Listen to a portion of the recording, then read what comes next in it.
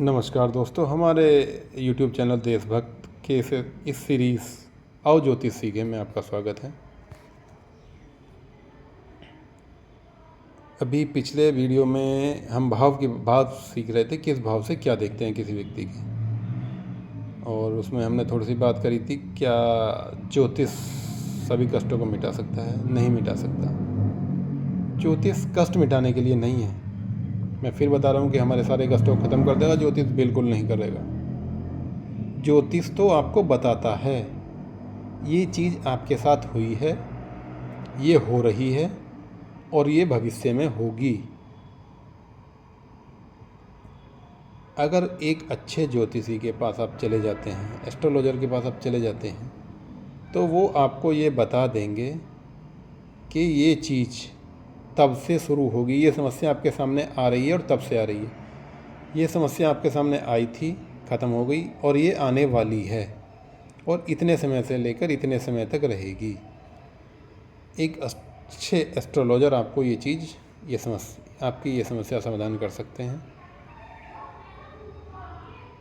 और बात करें मेरठ की, तो मेरठ में आपको ऐसे एक दो एस्ट्रोलॉजर को मैं जानता हूँ जिनका बहुत बड़ा एक्सपीरियंस है इस मामले में, 20 से 25 साल, 30 साल। तो अगर आप कमेंट में कहेंगे तो मैं उनका नंबर आपको प्रोवाइड करा दूँगा, आप उनसे संपर्क कर लीजिएगा। फीस जो भी होगी वो तो देखिए देनी पड़ेगी। कोई आदमी आपके लिए 4 घंटे, 5 घंटे, 6 घंटे बर्बाद कर रहा है तो उसका उतना तो कुछ तो बनता ही है। कभी कभी 1-1, 2-2 दिन लग जाते हैं, बशर्ते आपको अपनी जन्म तिथि और समय सही पता होना चाहिए। आपकी date of birth, date of time, दिन सही होने चाहिए, एकदम एग्जैक्ट, करेक्ट। ले जाइए उनके पास और बता देंगे वो आपको कष्ट क्यों हैं या आने वाले हैं, कब आएंगे, कैसे आएंगे, जो भी है वो सब बता देंगे। बिल्कुल विश्वास रखिए। और हाँ, एक भाई ने पूछा था, भाई तुम ज्योतिष सिखा रहे हो तो क्या जो हम अंगूठी पहनते हैं, किस उंगली में कौन सी अंगूठी पहनते हैं और उसमें जो नग पत्थर लगाते हैं, क्या उससे हमारे शरीर पर प्रभाव पड़ता है? बिल्कुल पड़ता है भैया, 100% पड़ता है। अंगूठी पहनना और अंगूठी में कौन सा माणिक, कौन सा रत्न लगा है, आपने कौन सा मोती लगाया, कौन सा पत्थर लगाया है, कितना लगाया है, कितना बड़ा लगाया है, उसका पूरा फ़र्क पड़ता है आपके जीवन पर।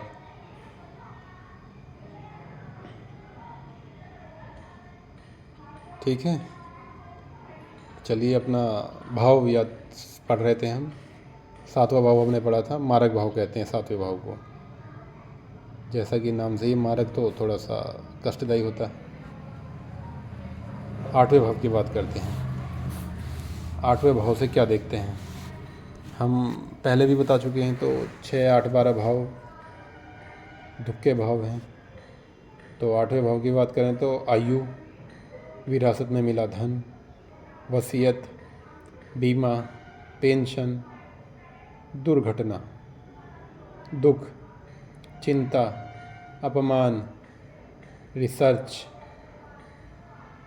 और मृत्यु, आयु। और बेसिकली इसे अंधेरे का भाव भी कहते हैं। मतलब बहुत सारी चीज़ें छिपी होती हैं जो आपके सामने केवल एस्ट्रोलॉजी के माध्यम से आ सकती है। इसलिए हमने पहली वीडियो में, उससे पहले भी कई बार बता चुके हैं कि 6, 8 और 12 दुख के भाव हैं। और भैया तो इसमें आपने देख लिया, मृत्यु है, दुर्घटना है, चिंता है, दुख है, ये सब इसी में आते हैं। ठीक, अगर हम बात करते हैं 9वें भाव की। 9वां भाव है धर्म का भाव, भाग्य का भाव, सुख का भाव है। जैसे हमने पहले बताया था 1, 5, 9 सुख के भाव हैं। तो ये धर्म का भाव है, भाग्य का भाव है। हर व्यक्ति को चाहिए क्या? मुक्ति। इसी भाव से देखते हैं क्या आपको जन्म मरण से मुक्ति मिल जाएगी और भी जन्म लेने पड़ेंगे। बुद्धिमानी, धार्मिक क्रांति, दर्शन शास्त्र का ज्ञान, साधना, दूरदर्शिता, उपासना के स्थान, पिता, गुरु, धार्मिक शिक्षा, लंबी यात्रा, उच्च शिक्षा, प्राप्ति और विदेश यात्रा, ये भी हम विदेश यात्रा भी हमारी 9th हाउस में आती है, 90 भाव में आती है। अब बात करते हैं 10वें भाव की। तो 10वें भाव से हम क्या देखते हैं? 10वां भाव बेसिकली कर्म का भाव है। तो हम देखते हैं अपना वर्क, हमारे काम, आदर सम्मान, प्रतिष्ठा, ख्याति, सफलता, उच्च पद, सांसारिक कार्य, विधियाँ, नौकरी में स्थायी होना, पद में उन्नति, शासन, सरकार, ट्रांसफ़र, मंत्री, राष्ट्रपति और प्रधानमंत्री, या अगर हम बात करें सरकार से सम्मान मिलना, गवर्नमेंट से सम्मान मिलना, ये देखते हैं हम 10वें भाव में देखते हैं। 10th हाउस में आते हैं। तो अगले हाउस की तरफ बढ़ते हैं। 11वां भाव। 11वां भाव की हम बात करेंगे। 11वें भाव है लाभ का भाव, यानी आय, लाभ, बड़ा भाई, इच्छाएं, और इसे धन का भाव भी कहते हैं। व्यवसाय से लाभ, भाग्य का उदय और नई योजना। बात करें 11वें भाव में यदि सूर्य हो तो आपको नॉनवेज नहीं खाना चाहिए। 100% मनाही है। 11वें भाव में सूर्य हो तो नॉनवेज नहीं खाना चाहिए। और यदि 11वें भाव में सबसे उत्तम ग्रह की बात करें तो राहु होता है। अगर यदि राहु आपके 11वें भाव में बैठ गया है तो समस्त सांसारिक सुख देगा, पैसा भी देगा, पर ये नहीं कह रहे कि हम बीमारी नहीं देगा। सांसारिक सुख तो देगा, पैसा देगा, पर साथ में दुख भी दे सकता है। 11वें भाव में बैठा राहु। चलिए, भाव समय भी हो रहा है। 12वें भाव की बात करते हैं। 12वें भाव में सबसे अच्छा भाव है ये वैसे तो नॉर्मली किसी व्यक्ति के लिए, और 12वें भाव के स्वामी शुक्र होते हैं। चलिए, तो ये व्यय का भाव है, खर्चे का। आय का भाव कौन सा था? 11वां। इसी के साथ नीचे 12वां भाव है, खर्च का भाव। बाई आँख, त्याग, विदेश जाना, धन, जेल और धोखा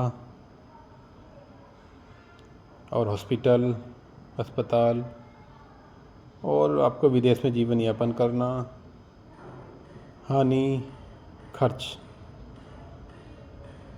ये सब चीज़ें हम 12वें भाव से देखते हैं।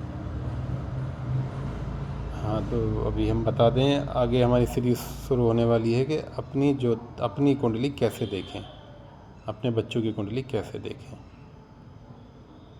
पहले थोड़ा सा हम इसके बारे में समझ लें।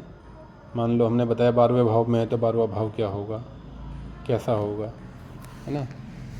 तो आज हम आपको दिखाएंगे भाव के संबंध में। भाई कैमरा पीछे कर लेते हैं। भाव के भाव में क्या है, भाव क्यों नहीं हो रहा भाई, कैमरा क्यों नहीं चेंज होता, नहीं होने का।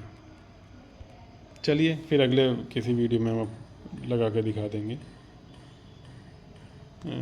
भाव के बारे में बता देंगे, या इसके हम टाइटल पर डाल देंगे, वहाँ देख लीजिएगा। तब तक के लिए नमस्कार, अगले वीडियो में मिलते हैं।